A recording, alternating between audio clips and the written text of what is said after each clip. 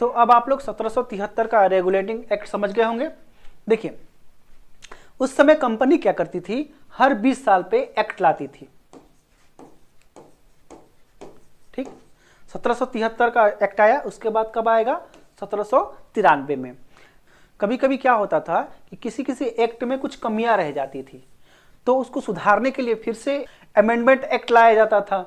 ठीक है, या बीच बीच में छोटे छोटे कोई एक्ट ला दिया गया, लेकिन मेन जो एक्ट आता था वो प्रत्येक 20 साल पे आता था कंपनी के जरिए। ठीक है, तो 1773 के रेगुलेटिंग एक्ट के बाद कब आना चाहिए, 1793 में। लेकिन 1773 के एक्ट में कुछ कमियां थी, इसके लिए 1781 में एक्ट आया और फिर 1784 में एक्ट आया, अमेंडमेंट एक्ट्स थे।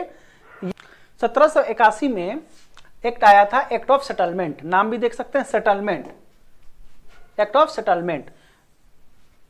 इसको एक्ट ऑफ अमेंडमेंट भी बोलते हैं, 1781।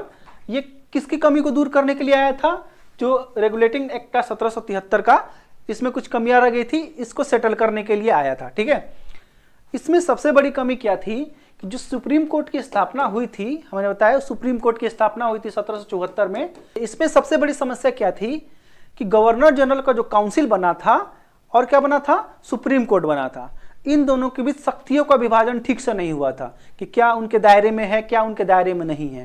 तो इसके चक्कर में क्या हुआ था कि जो कंपनी के कर्मचारी थे, कंपनी के कर्मचारी दोहरे नियंत्रण में आ गए, यानी कि सुप्रीम कोर्ट के भी और काउंसिल के भी।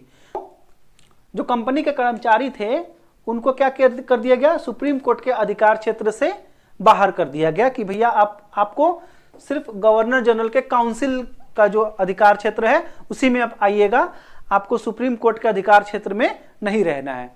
अब सोचिए, कर्मचारी इधर के भी नियंत्रण में थे, इधर के भी नियंत्रण में थे।